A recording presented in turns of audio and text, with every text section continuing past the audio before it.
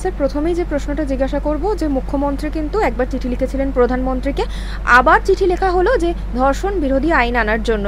Already কিন্তু ধর্ষণ বিরোধী আইন রয়েছে আমাদের ইন্ডিয়ান কনস্টিটিউশনে, কি বলবেন?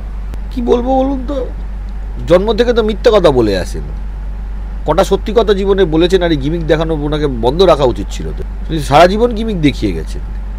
আজকে পশ্চিমবাংলাতে যখন পার্ক স্ট্রিট কাণ্ড হলো, কামদুনি হলো, কি মন্তব্য করেছিলেন জানেন? আমরা মুখ্যমন্ত্রীর পদত্যাগ চাই। উনি উস্কানি দিয়ে গেছেন সব জিনিসে, একজন মহিলা মুখ্যমন্ত্রী হয়ে। ভাবা যায় ভারতবর্ষের একটা মুখ্যমন্ত্রী দেখান যে এই ঘটনা তারা কিভাবে, তাদের মন্তব্য কিভাবে ঘটেছে সেটার জন্য। আজকে তিনি এই যে কথাগুলো বলছেন, যেহেতু পাবলিক জেগে উঠেছে তাই জন্য বলছেন। সেন্স আছে কোনো? সেন্স আছে কোনো? আপনি বলুন। পাবলিক জেগে উঠেছে বলে এই যে কাজগুলো করছে, সেটাকে বলা হয় ওই যে হীরক রাজার দেশে দেখেছেন না, দড়ি ধরে মারো টান রাজা হবে খান খান। যখন দেখে রাজা সব চলে গেছে, তখন রাজা তার নিজের মূর্তি ধরে টানে। ওনার এই বক্তব্য বা ওনার এই আন্দোলন আর ওনার এই সব কথাতে আমার এই কথাটা বারবার মনে পড়ে। নিজের মাটির যখন জমি সরে গেছে, তখন নিজের মূর্তি ধরে টেনে আগে নিজেকে বাঁচানোর চেষ্টা করছে। কোনো সেন্স আছে? আগে বলেছিলেন যে MA BA LLB সব ডিগ্রি উনি একসাথে করে ফেলেছেন। এটা কি সম্ভব? আপনারাও তো পড়াশোনা করেছেন, উচ্চশিক্ষিত। অনেক লোক একসাথে একবার একটা ডিগ্রি হয়ে যায়, এতগুলো ডিগ্রি এককালে ডক্টরেট লিখে বেড়াতেন। এই ধরনের জালি লোকের সরকার থেকে এবং পশ্চিমবাংলা থেকে বিতাড়িত হওয়া উচিত বলে আমি মনে করি। এই জেনারেশন নষ্ট করে দেয় প্রত্যেকটা। যে আপনি রবীন্দ্রনাথের কবিতা ভুল, সরস্বতী তত্ত্ব বলছেন ভুল, কোনো একটা কোটেশন বলছে আপনি না জানেন বলবেন আমি অনেক জিনিস জানি না। আমি একজন আইনের স্টুডেন্ট, সব আইন জানা সম্ভব কারোর পক্ষে? কেউ ক্লেম করতে পারে? বলবেন না আমি জানি না ভাই, আমি সোজা কথা বলতে পারবো না। সব ভুল। এটা জেনারেশনকে ক্ষতি করার জন্য বলছেন। বাঙালিদের মারাত্মক ক্ষতি হয়ে যাবে উনি যদি মুখ্যমন্ত্রী থাকেন।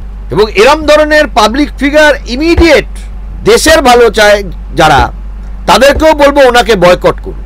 এবং সেখানে কিন্তু আজকে দেখা গেল যে উনি বললেন যে ছাত্রদের কলেজে কলেজে ধর্ণা দিতে, এর প্রতিবাদ করতে। মানে কোথাও গিয়ে কি উনি বলতে চাইছেন যে না আমি ঠিক সব সময়? এবং যেখানে আমরা সায়ন লাহিড়ীকে কিন্তু দেখলাম যে অ্যারেস্ট করা হলো। ওই যে বললাম দড়ি ধরে মারো টান রাজা হবে খান খান। এখন তিনি উল্টো গাওনা গাইতে শুরু করেছেন। নিজেকে তো টিকিয়ে রাখতে হবে।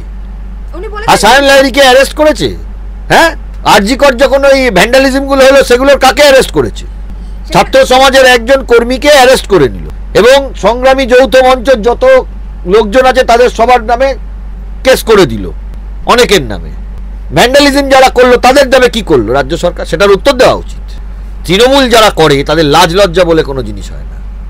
এবং সেখানে স্যার আমরা কিন্তু দেখলাম যে উনি জুনিয়র ডক্টরদের বললেন কাজে ফিরতে। তারপর কিন্তু একটা হুঁশিয়ারি দেওয়ার পর সিনিয়র ডক্টররা বলেছেন যে আমরাও এবার ইস্তফা দিতে শুরু করব। কি বলবেন এই বিষয়? তাহলে ওনারাও যদি ইস্তফা দেন তাহলে তো মানে চিকিৎসার জন্য ডক্টরই পাওয়া যাবে না সরকারি হসপিটালে গেলে। সুপ্রিম কোর্টকেও এরা মানে না, কোনো পার্সিপিটেড অ্যাকশন নিতে বারণ করেছে। গায়ের জড়ি দেখাচ্ছে। ক্ষমতায় যতদিন আপনি থাকবেন ততদিন অনেক লোক আপনাকে স্যালুট করবে। আপনি যেদিন ক্ষমতায় থাকবেন না, মানুষ যদি সেদিন স্যালুট করে, সেটা হলো স্যালুট। উড়িষ্যায় যান, নবীন পট্টনায়ক ক্ষমতায় নেই, মানুষ কিন্তু ভালোবাসে। বুদ্ধদেব ভট্টাচার্য আজকে পৃথিবীতে নেই, ক্ষমতায়তে তিনি যে 11 সাল থেকে 24 সাল অবধি ছিলেন না, এবং যত শেষের দিক হয়েছে মানুষ কিন্তু বুঝেছে। ভোট হয়তো মানুষ কিন্তু বুঝেছে। এবং একটা ভিডিও আমরা বারবার দেখেছি সোশ্যাল মিডিয়ায় যে আমরা এরপর গিয়ে কোথায় দাঁড়াবো, এখানে মানুষ কিন্তু বুদ্ধদেব ভট্টাচার্যকে বুঝেছে। এইটাকে বলে হলো সম্মান। সেম গোস টু বিধান রায়। আজও আমি কোনো রাজনৈতিক দল হিসেবে বলছি না, বিধান রায় বলুন, আজও মানুষ মারা গেছেন নেই, মানুষ সম্মান করে। সিদ্ধার্থ রায় বড় ব্যারিস্টার, যে কোনো রাজনৈতিক দল করতে পারেন, অসুবিধে নেই, আজও মানুষ সম্মান করে। আপনি যেদিন ক্ষমতায় থাকবেন না, সেদিন যখন মানুষ আপনাকে স্যালুট করবে, বুঝবেন সেটা হলো মানুষের ভালোবাসা। ক্ষমতার জোর দেখিয়ে, গায়ের জোর দেখিয়ে সেটা কিন্তু টেকে না বেশি। যেদিন যাবেন সেদিন বুঝতে পারবেন।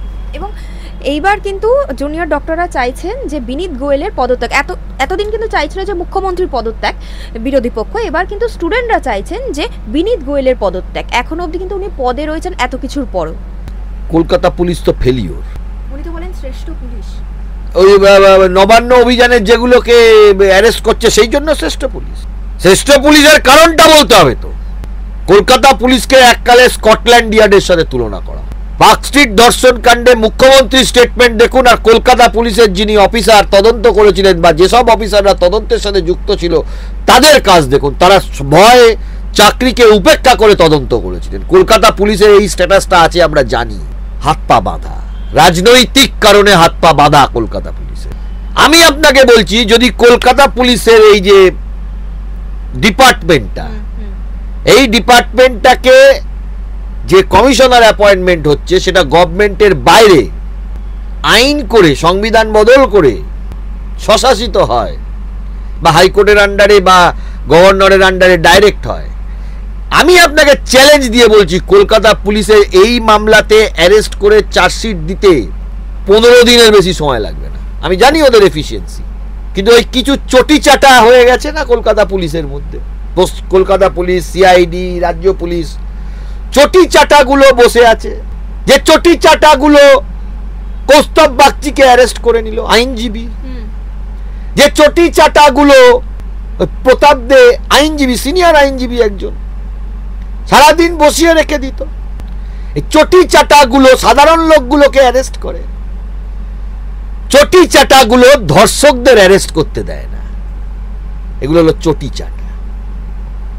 এবং সেখানেই শেষ প্রশ্ন করব যে আমরা কিন্তু নাগরিক মিছিল দেখছি, নানান রকম মিছিল দেখছি, সেখানে তারা বলছে যে আমরা নাগরিক হিসেবে মুখ্যমন্ত্রীকে প্রশ্ন করতে পারছি না। আমাদের তো অধিকার আছে নাগরিক হিসেবে মুখ্যমন্ত্রীকে প্রশ্ন করার, প্রশ্ন করলে সেটা একটা দলের কাছে গিয়ে পৌঁছাচ্ছে, একটা দলের নেত্রীর কাছে গিয়ে পৌঁছাচ্ছে। আমি নাগরিকদের কাছে অনুরোধ করব, আপনারা মুখ্যমন্ত্রীকে প্রশ্ন করবেন, ভুল করবেন। দফা 1, দাবি 1, মমতার পদত্যাগ। এটাই হলো পশ্চিমবাংলার স্লোগান। দলমত নির্বিশেষে, জাতি ধর্ম বর্ণ নির্বিশেষে মমতার পদত্যাগ করাতে হবে।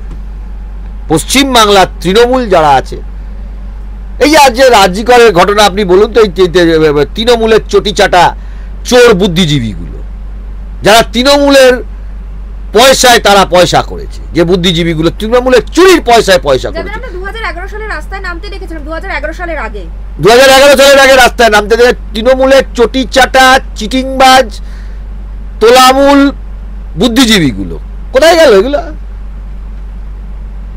এইগুলোকেও তাড়াতে হবে পশ্চিমবাংলা থেকে। এগুলো কোথায় গেল?